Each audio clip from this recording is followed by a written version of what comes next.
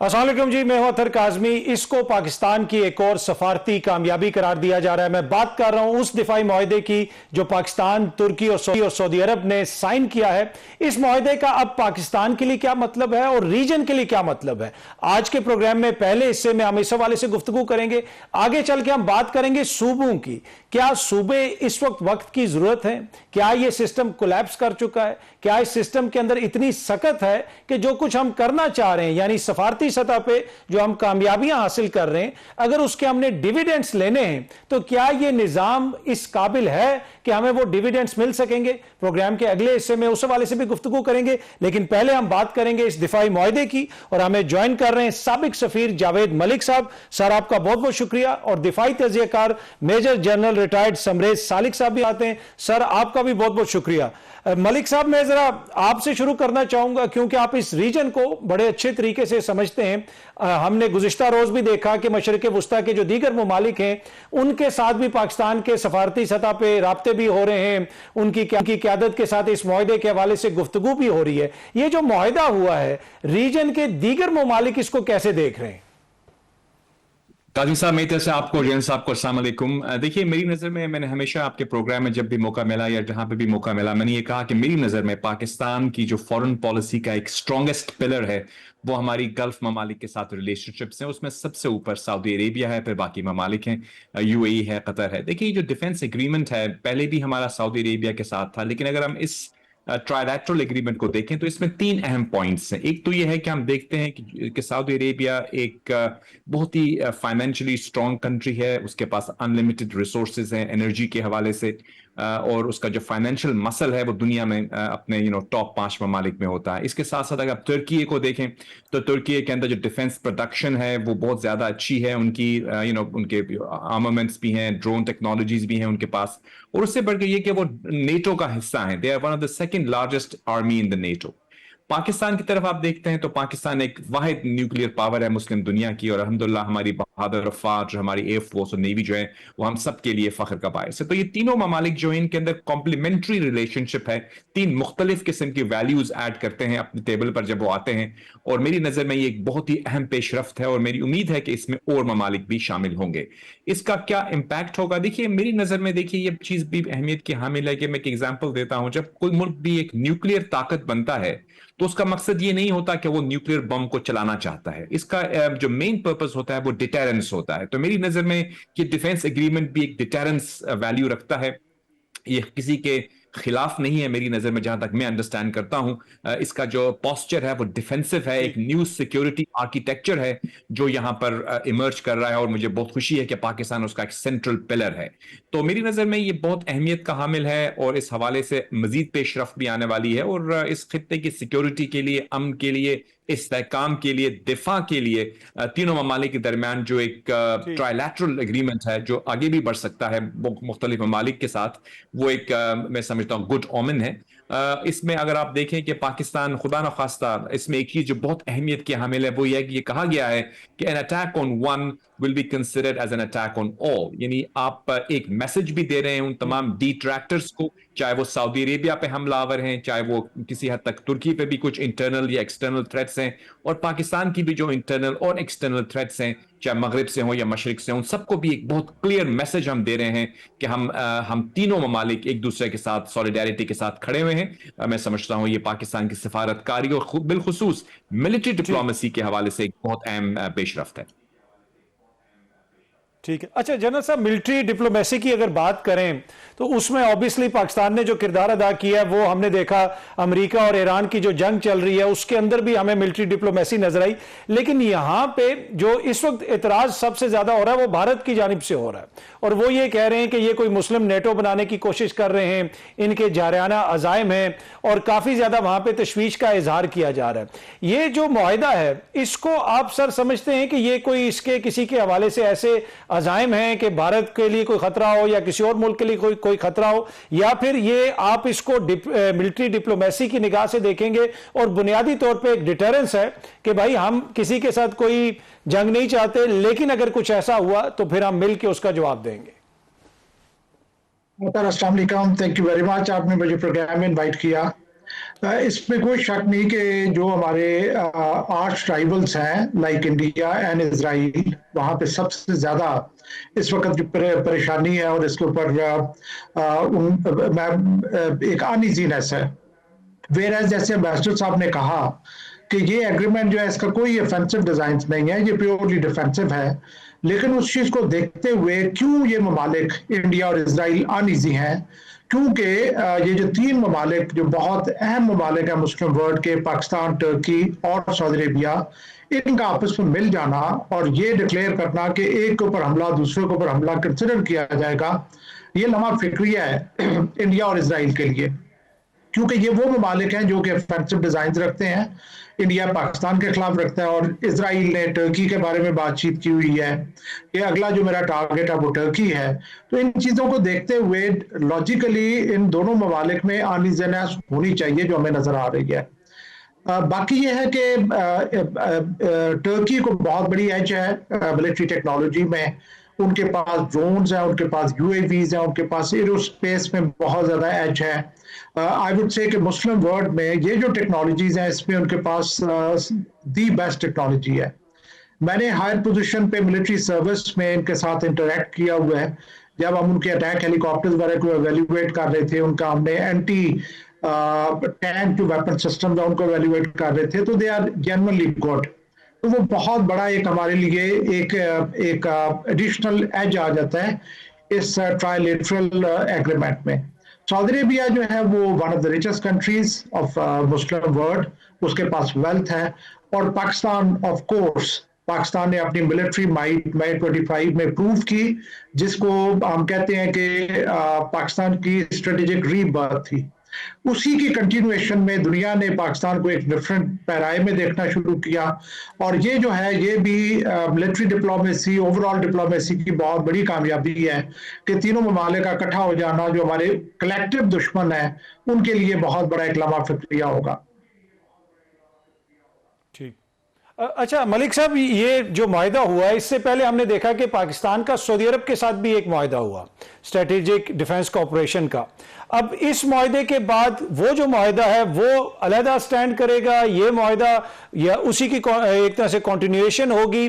اور پھر جو ایک امپورٹنٹ چیز ہے جو خطے کے دیگر ممالک ہیں وہاں سے، جس طرح میں نے آپ سے پہلے بھی پوچھا تھا کہ رسپانس کس قسم کا ہے، وہ اس کو پازیٹیولی دیکھ رہے ہیں اور کیا وہ بھی اس کا حصہ بن سکتے ہیں؟ جی بالکل. دیکھیے جو بائیلیٹرل ایگریمنٹ ہے وہ اپنی جگہ پہ ہے، ٹرائیلیٹرل ایگریمنٹ اپنی جگہ پہ ہے. یہ جو جہاں تک میری انڈرسٹینڈنگ ہے، جو میری کچھ لوگوں سے بات بھی ہوئی ہے، یہ جو کرنٹ ڈیفنس پیکٹ ہے یہ ایک یہ ایک اوپن اینڈڈ اس حوالے سے ہے کہ اس میں اور ممالک کے آنے کی بھی پروویژنز موجود ہیں. یعنی پہلے جو تھا وہ ہمارا ڈیفنس سعودی عربیہ کے ساتھ تھا. آپ کو یاد ہوگا کچھ ہی دن پہلے کویت کے ساتھ بھی کوئی اسی قسم کی not a full defence agreement but کچھ انڈرسٹینڈنگ ان کے ساتھ بھی ہوئی ہے. میں سمجھتا ہوں کہ قطر کے ساتھ بھی ڈسکشنز ہو رہی ہیں، مختلف ممالک کے ساتھ اس حوالے سے بات چیت تو جاری ہے. تو جو ایگریمنٹس ہیں وہ بائیلیٹرل بھی ہو سکتے ہیں، لیکن یہ کلیکٹیو جو ایگریمنٹ ہے میری نظر میں وہ ایک خوش آئین پہلو ہے. اس کی وجہ سے یہ ہے کہ آپ نہ صرف گلف ممالک بلکہ ترکی بھی اس میں شامل ہے، ایجپٹ کی بھی بات کی جا رہی ہے. اور میں آپ کو بتا سکتا ہوں کہ ایسا کوئی نہیں ہے کہ ایجپٹ اس میں شامل نہیں ہے. I think there are some technical reasons جو کہ ہم obviously پبلکلی ڈسکس نہیں کریں گے، وہ جب آفیشیلی گورنمنٹ بتائے گی آپ کو تو when we can talk about it. But وہ بھی the willingness is there. The willingness is there. اور یہ میں سمجھتا ہوں کہ مسلم دنیا کے حوالے سے بھی اور اس خطے کے حوالے سے بھی دیکھیے ہمارے لیے اہمیت کا حامل ہے کہ جو ہمارا سیکیورٹی آرکیٹیکچر ہے وہ ڈائنامک ہو. ڈائنامک سے مراد میری یہ ہے کہ جو گروئنگ جیو پولیٹیکل ریالٹیز ہیں ان کو ایڈریس کرتے ہوئے ہم اپنی الائنسز کو ایمرج کرتے ہیں. اور یہ میں سمجھتا ہوں کہ آج کے دور میں یہ ایک it's a given, you have to keep changing with the changing times of the day. تو میری نظر میں بہت پازیٹیو پیش رفت ہے. رہا سوال خطے میں باقی ممالک کیسے دیکھ رہے ہیں، تو اس میں 2-3 ایلیمنٹس ہیں. دیکھیے اگر آپ ہمارے ایڈورسریز یا ہمارے جو دشمن ممالک آپ کہہ سکتے ہیں ان کو دیکھیں گے تو آف کورس ان میں اضطراب ہے اور ہونا بھی چاہیے. لیکن اضطراب ان کے اندر میری نظر میں अनफाउंडेड है, बिकॉज हमारा ऐसा कोई पाकिस्तान की फॉरेन पॉलिसी या पाकिस्तान की मिलिट्री स्ट्रैटेजी, जिस पे जनरल साहब बात कर सकेंगे ज्यादा बेहतर, वो हमारा कोई ऑफेंसिव पोस्चर कभी है ही नहीं।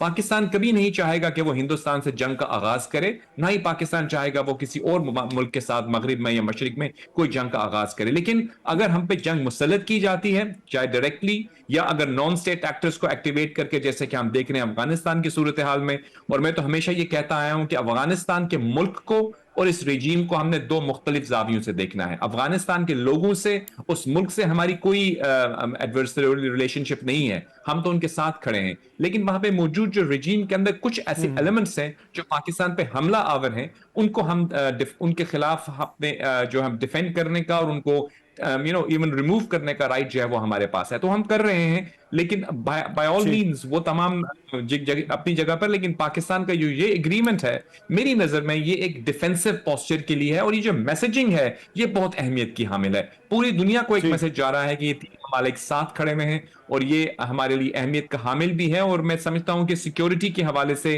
अमन और इस्तेहकाम के हवाले से ये एक संग मील की हैसियत रखता है। ठीक। अच्छा जनरल साहब, अगर आप सिक्योरिटी की नीड्स को देख लें या चैलेंजेस को देख लें, ऑब्वियसली तीनों ममालिक के डिफरेंट हैं। पाकिस्तान को आपको पता है अफगानिस्तान की सरजमीन हमारे खिलाफ इस्तेमाल हो रही है, भारत किस तरीके से अपनी प्रॉक्सीज के जरिए जो कुछ पाकिस्तान में करवा रहा है, फिर बराह रास्त भी भारत ने पाकिस्तान के ऊपर हमला किया।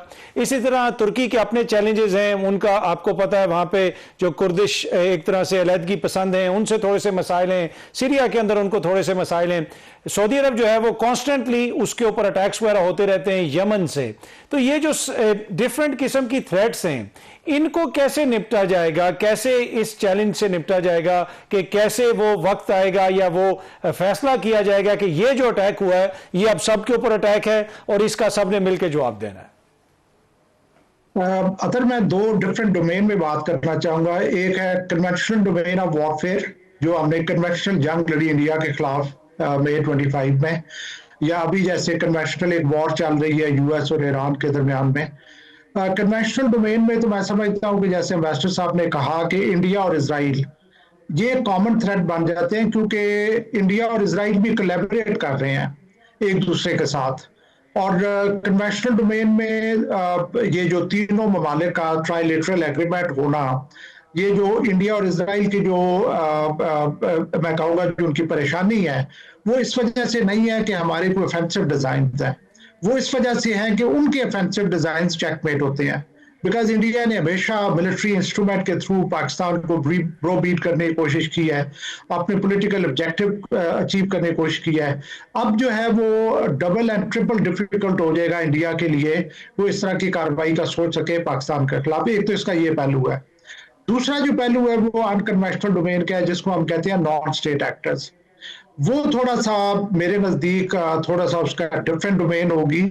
नॉन स्टेट एक्टर्स, चूंकि वो कहलाए नॉन स्टेट एक्टर्स जाते हैं, उनको शायद डिटर करना थ्रू स्टेट ट्राइलेटरल एग्रीमेंट्स थोड़ा मुश्किल होगा। अब जैसे आपने जिक्र किया कि टर्की के कुछ थ्रेट्स हैं, कुछ सऊदी अरेबिया की इस वक्त जो सिक्योरिटी सिचुएशन है वो मेरा ख्याल है is most precarious than any time in the past. उनको 2 फ्रंट और 3 फ्रंट सिनेरियो का सामना है। हूतीज हो गए, फिर उसके अलावा इराकी मलेशियाज हो गए, इनको डिटर करना थ्रू दीज एग्रीमेंट्स मेरा ख्याल है कि मुश्किल होगा।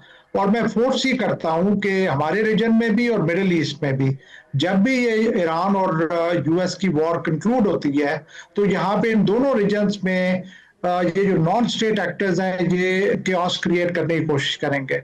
लेकिन उसके साथ एक और पहलू भी है कि पाकिस्तान का बहुत बड़ा एक्सपीरियंस है इस तरह की जंग को लड़ने का। 20 साल से हम इस तरह की जंग का सामना में है, और हमने आउट परफॉर्म किया एक सुपर पावर को जो कि अफगानिस्तान में फेल होकर निकली। तो ये तीनों ममालिक आपस में मिल जाना, दोनों डोमेन्स में बहुत इफेक्टिवली इनको रिस्पॉन्ड किया जा सकता है। ठीक है। अच्छा मलिक साहब, जरा मुझे यह भी बताइएगा आखिर में कि पाकिस्तान ने जो अमेरिका और ईरान की जंग के दौरान किरदार अदा किया, तो एक जो इंपॉर्टेंट चीज पाकिस्तान के पास है वो न्यूट्रलिटी है। यानी ईरान भी पाकिस्तान पे एतमाद का इजहार करता है, सऊदी अरब भी करता है, अमेरिका भी करता है। इस तरह के मुआहिदों से ये जो पाकिस्तान की पोजीशन थी, एक यूनिक पोजीशन, क्या वो मुतासिर होने का खदशा है? جی میری نظر میں بالکل نہیں. قاضی صاحب میں آپ کو ایک بات کہتا چلوں کہ I've always believed ہمیں with all due respect کچھ ہمارے جو پولیٹیکل سائنٹسٹ تھے یا مبصرین ہمیشہ یہ کہتے آئے تھے کہ آپ جب امریکہ سے ریلیشن شپ کبھی اگر کمزور ہوتی تھی تو وہ کہتے تھے اس کی وجہ چائنا ہے، بیکاز ہم چائنا کے ساتھ سی پیک بنا رہے ہیں اور اس کو چائنا سے ہماری ریلیشن شپ ڈیولپ ہو رہی ہے، لہٰذا اس کے نتیجتاً ہم نے امریکہ کے ساتھ ہماری ریلیشن شپ سفر ہو جاتی ہے. میں اس وقت بھی کہتا تھا اور میں ابھی بھی یہ کہتا ہوں ایسا نہیں ہوتا. Relationships don't have to be compromise because of another. آپ نے ابھی دیکھا کہ ابھی جب ہماری جو فورن پالیسی، ہماری جو فورن آفس کی ٹیم ہے led by the prime minister and the field marshal، انہوں نے، میرا ایشو ہمیشہ ہمارا پریزنٹیشن کا تھا. ہم اپنے اپنا کیس پراپرلی پریزنٹ نہیں کر پا رہے تھے، لیکن اب جب ہم نے اس کو پراپرلی پریزنٹ کیا تو آپ نے دیکھا کہ ہم نے امریکہ کے ساتھ اپنی ریلیشن شپ کو جب اس کے اندر ڈیپتھ آئی تو اس سے ہماری چائنا سے ریلیشن شپ افیکٹ نہیں ہوئی بلکہ بیٹر ہو گئی. تو میں ابھی بھی یہ سمجھتا ہوں کہ جب آپ اپنے فورن پالیسی گولز کو اچیو کرتے ہیں اور آپ کی ڈپلومیسی کا مقصد ہی یہ ہوتا ہے کہ آپ نے سب کے ساتھ ریلیشن شپ برقرار رکھنی ہے. آپ کو یہ کبھی بھی نہیں آپ کہہ سکتے کہ اگر ہماری ایک بلاک سے یا ایک ملک سے دوستی اچھی ہو گئی ہے تو دوسرے سے خراب ہو جائے گی. ہماری نیوٹرلٹی اپنی جگہ موجود ہے اور رہے گی. پاکستان کیونکہ اس خطے میں نہیں بلکہ دنیا میں اب ایک میڈیٹر کے طور پر، ایک پیس بلڈر کے طور پر سامنے آ رہا ہے. امریکہ کے ساتھ بھی ہماری اچھی گڈ ول ہے اور جو ہونی چاہیے اس میں مزید وسعت آئے گی انشاءاللہ. اور اس کے نتیجے میں اگر آپ دیکھتے ہیں کہ تو گلف ممالک سے بھی ہماری ریلیشن شپ اسٹرانگ ہوئی ہیں.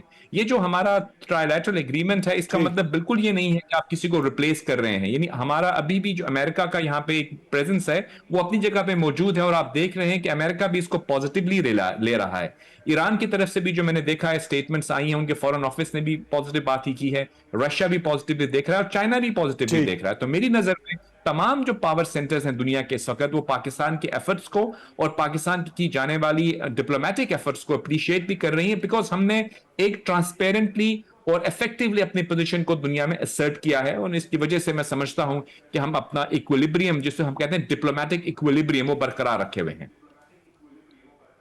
ٹھیک ہے جاوید ملک صاحب، جنرل سمریز سالک صاحب، آپ دونوں شخصیات کا بہت بہت شکریہ. چھوٹی سی بریک لیتے ہیں جی، بریک سے واپس آئیں گے تو بات کریں گے نئے صوبوں کی اور اس سسٹم کی، جس سسٹم کے حوالے سے حکومت میں بیٹھی ہوئی شخصیات کہہ رہی ہیں کہ یہ کولیپس کر چکا ہے. سسٹم آگے جائے گا کس طرف، نئے صوبے کیا بن سکیں گے؟ ایک چھوٹی سی بریک کے بعد. ویلکم بیک جی. نئے صوبوں کی بات ہوتی ہے، کہا یہ جاتا ہے کہ یہ سسٹم کولیپس کر چکا ہے. جب اس سسٹم کے کولیپس کی بات کی گئی محسن نقوی صاحب کی جانب سے تو کچھ حکمرانوں کو یہ چیز پسند نہیں آئی، اس کے اوپر کافی زیادہ تنقید ہو رہی ہے. لیکن اگر آپ اس نظام کو دیکھیں، کیا آپ کو دیکھ کے لگتا نہیں ہے کہ یہ سسٹم کولیپس کر چکا؟ میں آپ کو ایک چھوٹی سی مثال دیتا ہوں. پچھلے ہفتے ہوا یہ کہ اسلام آباد میں ایک شخص کو گرفتار کیا گیا، کوئی احتجاج وغیرہ ہو رہا تھا، اور اس کے اوپر مقدمہ درج کر دیا گیا کہ اس نے ڈنڈے مارے ہیں، ڈنڈے اٹھا کے، اور پتھر مارے ہیں پولیس کو. جب وہ شخص عدالت میں اس کو پیش کیا گیا تو اس شخص کے دونوں بازو ہی نہیں ہیں اور وہ اس کے اوپر مقدمہ قائم کیا گیا.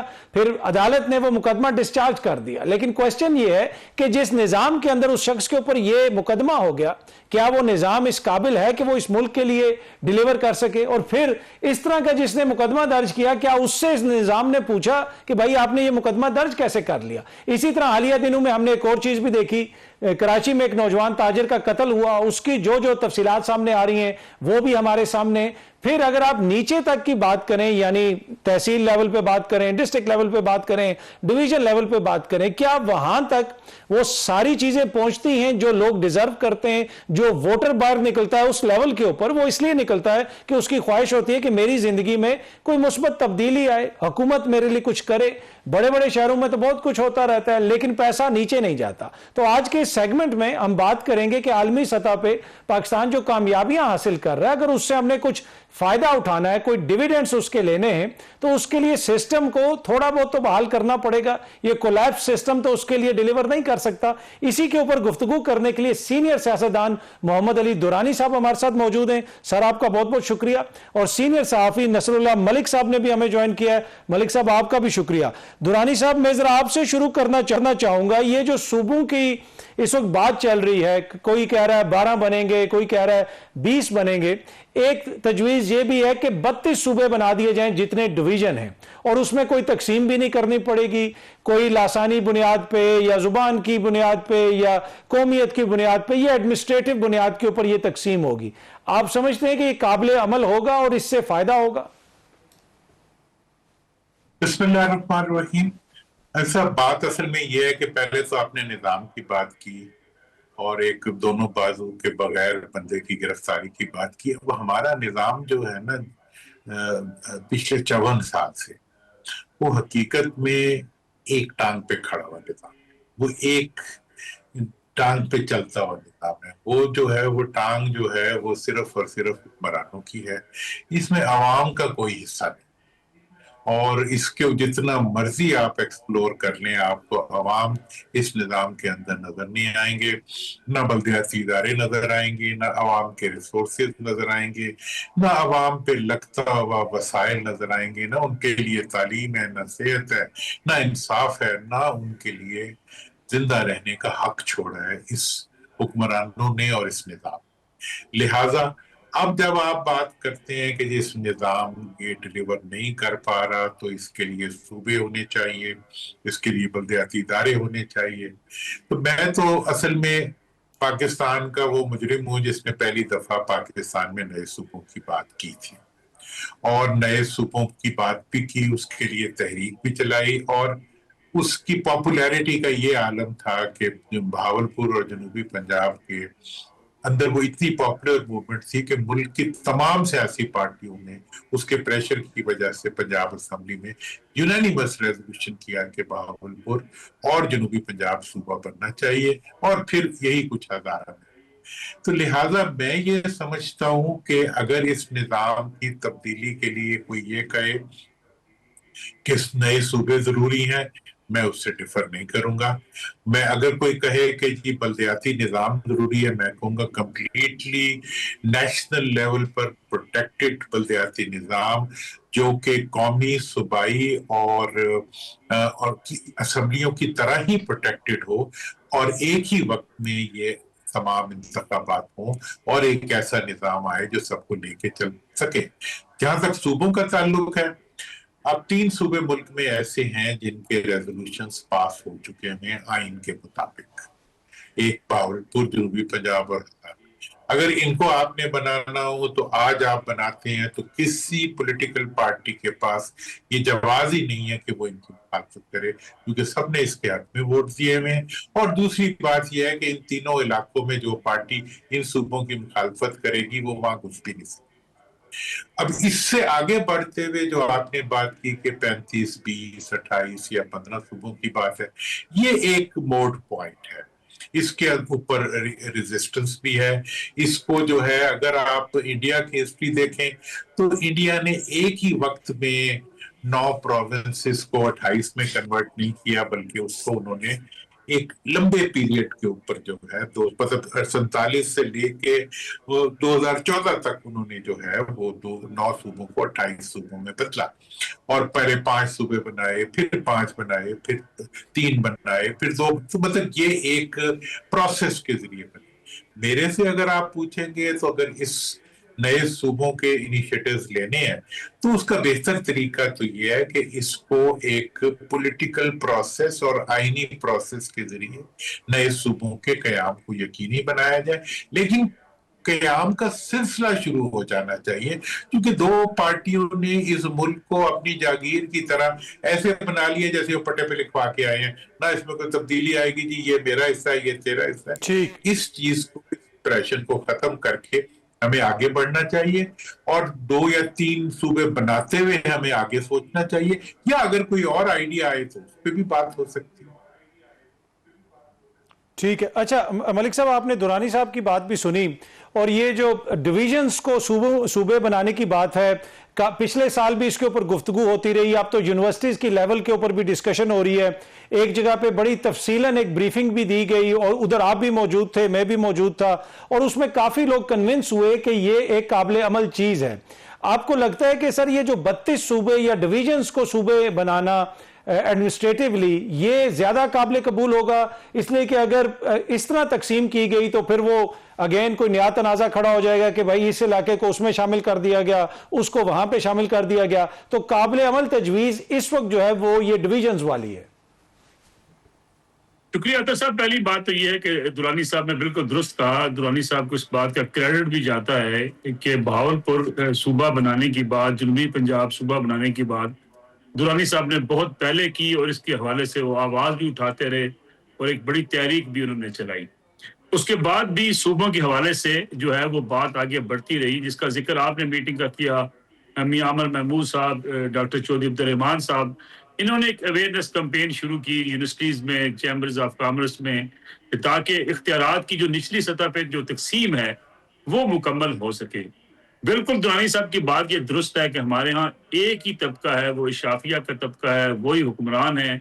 अवाम किसी भी सतह पे इख्तियारात के अंदर शामिल नहीं है। इसी वजह से हमें अगर एग्रीकल्चर की पॉलिसियों में हमें मसाइल जो है पैदा होते हैं, हेल्थ पॉलिसी में हमें मुश्किलात का सामना करना पड़ता है, तो उसकी वजह ये है कि लाहौर में बैठा हुआ एक बाबू डेरा गाजी खान और तौसा के इलाकों में जो है उसकी हेल्थ फैसिलिटी का फैसला यहाँ बैठ के करता है। उसको इस बात का अंदाजा ही नहीं होता, ना कभी उसने ये तकलीफ गवारा की होती है कि वो जाए और जाकर देखे कि दूर दराज के इलाकों में लोगों के मसाइल क्या हैं। अब तसव्वुर कीजिए, खैबर पख्तूनख्वा का वजीर सेहत पेशावर में बैठ के अगर वो गिलगित और वो जो दीर और जो चित्राल के इलाके हैं वहां पे जाके अगर हेल्थ के निज़ाम को देखना चाहे तो ये कैसे मुमकिन हो सकता है। यही हाल जो है सिंध के अंदर है। तो ये नए सूबे बनाना अवाम के मुफाद में है, सियासतदानों के मुफाद में शायद ना हो। अगरचे सूबाई असम्बली पंजाब भी ये करारदाद मंजूर कर चुकी है और तमाम सियासी जमातें, जो बड़ी सियासी जमातें हैं, जिसमें पाकिस्तान पीपल्स पार्टी है, PMLN है और जिसमें PTI है, ये अपने मंशूर में इस बात को वाजे कर चुके हैं, बार बार कह चुके हैं कि नए सूबे बनने चाहिए। लेकिन पीपल्स पार्टी चाहती है कि पंजाब के बन जाए, सिंध के ना बने। इसी तरीके से PTI अब चाहेगी कि पंजाब बन जाए, सिंध के ना बने। पंजाब चाहेगा कि खैबर पख्तूनख्वा में तकसीम हो जाए, सूबे बन जाए, हमारे यहाँ ना बने। उसकी वजह यह है कि हमारे यहाँ एक क्राइसिस है लीडरशिप का। और लीडरशिप तब इमर्ज होती है जिस मुल्क के अंदर बल्दियाती इदारे मजबूत होते हैं, जिस मुल्क में इख्तियारात निचली सतह पे मुंतकिल हो चुके होते हैं। अगर आप डिवीजनल हेडक्वार्टर को सूबों का दर्जा दे देंगे, आपके लिए कोई अखराजात का मसला नहीं होगा। वही जो डिवीजनल हेडक्वार्टर RPO है वो पुलिस का सरबराह होगा। वहीं पे जो है वो हेल्थ का जो डायरेक्टर हेल्थ है वो हेल्थ के हवाले से चीजों को देख रहा होगा पूरे डिवीजन की। ना कोई आपके वसाइल खर्च आएंगे बल्कि वसाइल खर्च होंगे। और मैं आखिरी बात अर्ज कर दूं, जब एक इलाके का बंदा अपने ही इलाके का चीफ मिनिस्टर होगा, अपने इलाके का वो वजीर सेहत होगा, वजीर तालीम होगा, वो लोगों के साथ उसका इतना राब्ता होगा कि उसे परफॉर्मेंस दिखानी पड़ेगी, कंपटीशन होगा सूबों के माबैन। और दुनिया इसी अंदाज से आगे बढ़ती है कि वो इख्तियारात निचली सतह पे मुंतकिल करती है तो आवाम के मसाइल हल होते हैं। ठीक है, एक छोटी सी ब्रेक लेते हैं जी, ब्रेक से वापस आएंगे तो यहीं से गुफ्तगू के सिलसिले को आगे बढ़ाते हैं। Welcome back. अच्छा दुरानी साहब, जिस तरह आपने भी कहा, मलिक साहब ने भी कहा कि बहुत सारी ऐसी चीजें इसके अंदर जिससे आम बंदे को फायदा हो सकता है, लेकिन मसला यह है कि आम बंदों का ये जो फायदा है उसका फैसला खास लोगों ने करना है। और इस वक्त जो इक्तदार में है, तासुर यह है कि नून लीग तो शायद किसी हद तक कुछ चीजों के ऊपर राजी हो जाए, लेकिन पीपल्स पार्टी कभी भी इस पर नहीं मानेगी। नेहरू वाला मामला हम देख चुके हैं, उसको कैसे कंट्रोवर्शियल बनाया गया, वहां पे नेशनलिस्ट खड़े हो गए, एहतजाज शुरू हो गया। तो अभी भी आपको ये जो मंसूबे की बात हो रही है, इसमें सबसे बड़ी रुकावट आपको क्या लगती है? देखें जी, इसमें सबसे बड़ी रुकावट तो बहरहाल यही है कि ये जो लीडर हैं ये आवाम को कुछ देना नहीं चाहते। और आपको ये मैं बताऊं कि 26वीं और 27वीं तरमीम तो हो गई है। अब जब 28वीं तरमीम की आप बात करेंगे, उसमें अगर आप बल्दियाती इदारों की बात करेंगे, उसमें अगर आप सूबों की बात करेंगे, तो ये बज़ाहिर ना लड़ते हुए भी आपस में दस्तो गिरेबां होके पूरे सिस्टम को ये बिल्कुल रॉक कर देंगी ये दोनों पार्टियां, क्योंकि इनकी अंदर से बहुत ही क्लोज कोऑर्डिनेशन है आपस की। इस वक्त आपने देख लिया कि एक कश्मीर के नॉन इश्यू को इश्यू बना के जो है उसके ऊपर जो माहौल गरमाया जा रहा है, ये असल में आइंदा के उन इम्कानात जिसके तहत पाकिस्तान के अवाम की भलाई की कुछ तरमीम आ सकती है, जिसके नतीजे में मुल्क को आगे बढ़ाने के कोई इम्कानात पैदा हो सकते हैं, उसको रोकने के लिए जो है ये सारा दंगल शुरू किया जा रहा है। और इसके बारे में یہ جو آپ نے کہا کہ سندھ کے اندر ایک چیلنج ہے، ہم نے دیکھا ہے جب نہریں بنی تھی اس وقت بھی میرے سے پوچھتے تو میں سارا پانی کا حساب دے دیتا کہ پنجاب بیچارے کا کتنا پانی ہے، اتنے بڑے بڑے شہر ہو گئے، سارا پانی ویسٹ جا رہا ہے. لیکن نہیں، انہوں نے ایک ماحول بنا دیا اور اس کے نتیجے میں یہ ہوا کہ جی وہ گندم جس کو آج امپورٹ کر کے پورا کر رہے ہیں وہ آپ کے اپنے ملک میں پیدا ہو سکتی ہے، لیکن آپ نہیں ہونے دیں گے کیونکہ آپ کے مفادات ہیں یا پتہ نہیں کسی اور کے مفادات ہیں. اصل تو فطرت الہندوستان یہ ہے کہ جو پاکستان کو مضبوط نہیں ہونے دیتا، ہم تو 2-3 کے پیچھے پھر رہے ہوتے.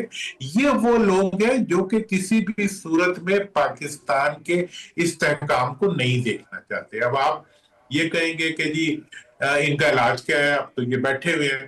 دیکھیں جی ان کا علاج تو مطلب ان کا جو علاج ہے وہ ان کے لانے میں مضمر تھا. اگر ان کو کوئی سپورٹ نہ ملتی تو یہ آتے ہی نہیں تھے، لیکن چلو اب آتے ہیں تو اب تھوڑا سا تو ان کو بھگتنا پڑے گا. اور دوسری بات یہ ہے کہ ایسی صورت حال میں تو ایک محاورہ ہوتا ہے، ڈنڈا پی رہے بگڑے سگڑے. مطلب یہ ہے کہ یہ کس بنیاد پہ کھڑے ہوئے ہیں، ان کے پلے کیا ہے، ان کے ووٹ کتنے ہیں، ان کے جو ریسورسز ارن کیے ہوئے. مطلب میں آپ کو 2009 سے آج تک کا آپ کو بتا دوں 18ویں ترمیم میں جتنے ریسورسز انہوں نے صوبوں کو دی ہیں، اور اس وقت بھی یہ کہتے تھے کہ جی یہ تو ہماری جاگیر ہے کہ ہمارے پیسے آئیں گے ہمیں اور ہم بھی خرچیں گے. تو انہوں نے عوام پہ تو کچھ لگایا ہی نہیں ہے. غریب عوام ہے، بے کس عوام ہے، ان کو لوٹ موٹے ہو گئے. اور آپ کہتے ہیں جی میں ذرا یہ ملک صاحب سے بھی پوچھنا چاہتا ہوں اسی کے اوپر. ملک صاحب جس طرح بھی دورانی صاحب بھی کہہ رہے ہیں کہ یہ ایک دوسرے کے اوپر بھی الزامات لگاتے ہیں. ابھی آزاد کشمیر کے الیکشنز میں ہم نے دیکھا پیپلز پارٹی پھر کہہ رہی ہے مینڈیٹ چوری ہوا، بلکہ وہ تو یہاں تک کہہ رہے ہیں کہ وفاق میں بھی جو حکومت بیٹھی ہوئی ہے یہ جعلی حکومت ہے، پنجاب میں بھی جعلی حکومت ہے، یہ مینڈیٹ چور ہیں. جب اس طرح کی صورتحال ہے، یہ ایک دوسرے کے اوپر اتحادی اس طرح کے الزامات لگا رہے ہیں، تو پھر کیا ان کو اتنا مینڈیٹ دیا جا سکتا ہے کہ یہ اتنا بڑا فیصلہ کر دیں اور نئے صوبے بنا دیں؟ تو یہ بھی تو ایک بہت بڑا چیلنج ہے. دیکھیں میں سمجھتا ہوں 2026 میں بھی یہ عوام کو بیوقوف سمجھتے ہیں، اور مسئلہ یہ ہے کہ یہ سمجھتے ہیں کہ شاید جو کچھ یہ کہہ دیں گے لوگ مان لیں گے. لوگ اب ماننے کو تیار نہیں ہیں. پہلی بات تو یہ ہے کہ آپ کہتے ہیں جی فارم 47 کی حکومت ہے، چلیں مان لیا آپ کی بات کو. پھر آپ کے صدر پاکستان اسی 47 کے ذریعے بننے والی اسمبلی کے صدر پاکستان منتخب ہوئے ہیں. آپ چیئرمین سینٹ اسی اسمبلیوں سے منتخب ہونے والے سینیٹر سے جو ہے وہ چیئرمین سینٹ بنے ہوئے ہیں. یعنی آپ ایک طرف سارے جو ہے وہ فائدے حاصل کر رہے ہیں، دوسری طرف آپ اپوزیشن بھی کرنا چاہتے ہیں. مسئلہ یہ ہے کہ آزاد کشمیر کے الیکشن تھے، بلاول بھٹو زرداری صاحب کو یہ خواہش تھی کہ آزاد کشمیر بھی ان کو دے دیا جائے. یہ بندر بانٹ کے چکر میں آپ کا غصہ جو ہے وہ نکلتا ہے سم ٹائم. مسئلہ یہ ہے کہ اگر آپ عوام کے ساتھ مخلص ہیں، آپ چاہتے ہیں کہ باقی آپ عوامی سیاسی جماعتیں ہیں، تو آپ کو صوبے بنانے میں مسئلہ کیا ہے؟ مسئلہ یہ ہے کہ وہ چاہتے ہیں کہ ایک صوبے کا جو وزیر اعلیٰ ایک خاندان کے پاس ہے وہ کسی اور شخص کے پاس نہ جائے. اسی طریقے سے اگر پیپلز پارٹی کے پاس سندھ ہے تو وہ انہی کے ہاتھ میں گھومتا رہے، اس کے اندر نئی لیڈرشپ امرج نہ ہو. نہ کوئی سکھر کا وزیر اعلیٰ بنے، نہ کسی اور حیدرآباد کا کوئی وزیر اعلیٰ بنے، نہ کراچی کا وزیر اعلیٰ بنے، بلکہ جو ہے ایک ہی شخص جو پارٹی کا رہنما ہو جس کو وہ نامزد کرے وہی صوبے کو چلانے والا ہو. اگر آپ عوام کے مسائل حل کرنا چاہتے ہیں، آپ چاہتے ہیں کہ عام آدمی کے مشکلات میں کمی آئے، تو پھر آپ کو انتظامی یونٹ بنانے میں مسئلہ کیا ہے؟ میں ایک عرض کروں، اگر یہ نہ مانے، مجھے اس بات کا خدشہ محسوس ہوتا ہے کہ اگر یہ سیاسی جماعتیں نہ مانی تو یہ ایک ایسا اس ملک کے اندر ریفرینڈم ہوگا، عوامی ریفرینڈم ہوگا، جس کے نتیجے میں یہ فیصلہ عوام کر دے گی کہ ہمیں نئے صوبے چاہیے، اور اس کے بعد آپ کو صوبے جو ہے وہ بنانے پڑیں گے. کیونکہ یہ معاملہ اب جس طرح ہمارے انتظامی یونٹ بنے ہوئے ہیں، اتنے بڑے بڑے صوبوں کے ساتھ، اتنی بڑی آبادی والے صوبوں کے ساتھ آپ نہیں چل سکتے جب تک آپ اختیارات نچلی سطح پر نہیں لے کر جائیں گے. آپ نے بلدیاتی نظام کو بیڑا غرق کر دیا ہے. ہر صوبہ اپنا بلدیاتی نظام بنانا چاہتا ہے اور اختیارات دینا نہیں چاہتا. ٹھیک ہے. اچھا دورانی صاحب ذرا مجھے یہ بتائیے گا کہ یہ جس طرح ابھی ملک صاحب نے بھی کہا کہ پھر عوام جو ہے خود ہی کوئی فیصلہ کریں گے، لیکن ریفرینڈم بھی تو حکومت نے کال کرنا ہے، اس میں بھی کچھ لیمیٹیشنز ہیں، اور پھر انفارچونیٹلی پاکستان میں جو ریفرینڈمز کی تاریخ ہے وہ کوئی زیادہ جمہوری نہیں ہے، وہ آمریت کے دور سے اس کو جوڑا جاتا ہے. تو آپ سمجھتے ہیں کہ وہ پھر ایک ایسا کوئی حل نکل آئے گا جس کے نتیجے میں کوئی کنٹروورسی جنریٹ نہیں ہوگی اور عوام کی بھلائی کے لیے صوبے بن جائیں گے؟ دیکھیں انہوں نے فیصلہ کیا ہوا ہے کہ انہوں نے کنٹروورسی جنریٹ کرنی ہے، یہ ہمیں پتہ ہونا چاہیے.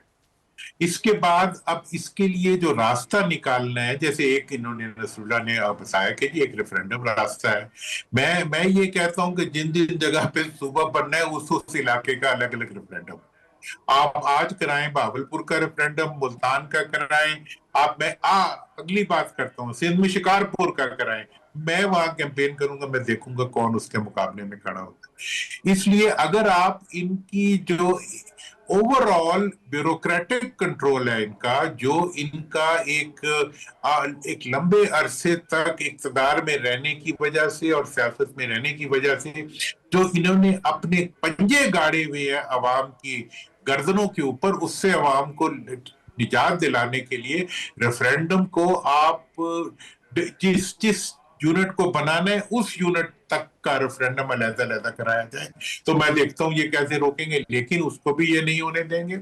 ये पूरी तरह से ये जिसे कहते हैं कि पंजे गाड़ देंगे जमीन के अंदर के जी हमने इसमें नहीं हटना, और ये इसलिए इनका इलाज जो है वो पहले से ही बहुत हिकमत के साथ तदब्बुर के साथ करना पड़ा। और बड़ा अच्छी बात है कि डिस्कशन शुरू हो गई है, यूनिवर्सिटियों में डिस्कशन हो रही है, नौजवानों में डिस्कशन हो रही है, आम लोगों में डिस्कशन हो रही है। ये बिजली चोर, आटा चोर, चीनी चोर, पेट्रोल चोर, इन्होंने तो मतलब जिसे कहते हैं ना चालान चोर, मतलब इन लोगों ने दिया क्या है कौम को, ना तालीम दी ना सेहत दी। तो इसलिए ये जो, और एक और बात मैं आखिर में जरूर कहूंगा कि दुनिया के अंदर आमरीत भी रिजल्ट दे जाती है, दुनिया के अंदर जमहूरियत भी बेहतरीन रिजल्ट दे जाती है, दुनिया में हाइब्रिड सिस्टम ने कहीं रिजल्ट नहीं दिया। तो इसलिए अब जो है हमें इस हाइब्रिड सिस्टम से इस तरह निकलना पड़ेगा, जिन मुल्कों से आप आज एग्रीमेंट्स कर रहे हैं वहां तो यूनिटी कमांड है, मतलब एक बंदे की कमांड है। हमारे यहाँ जिस बंदे की आईनी कमांड है वो मानता नहीं है, जिस बंदे की बेचारे का कुछ नहीं है उस पर सब कुछ डाल देते। इसलिए हमें पूरे निजाम को एक मुख्तलिफ आंख से देखना पड़ेगा, वो आंख जो हमें आगे ले जा सके। ठीक है, हमें अब कि लोगों को खुश करने के लिए। ठीक है दुरानी साहब, आपका, नसरुल्लाह मलिक साहब आपका, दोनों शख्सियात का बहुत बहुत शुक्रिया। एक छोटी सी ब्रेक लेते हैं जी, ब्रेक से वापस आएंगे तो गुफ्तगू के सिलसिले को आगे बढ़ाते हैं। वेलकम बैक जी, आपने प्रोग्राम देखा, सोशल मीडिया पर फीडबैक जरूर दीजिएगा। कल अगेन आपसे इसी टाइम पे मुलाकात होगी। Thank you very much.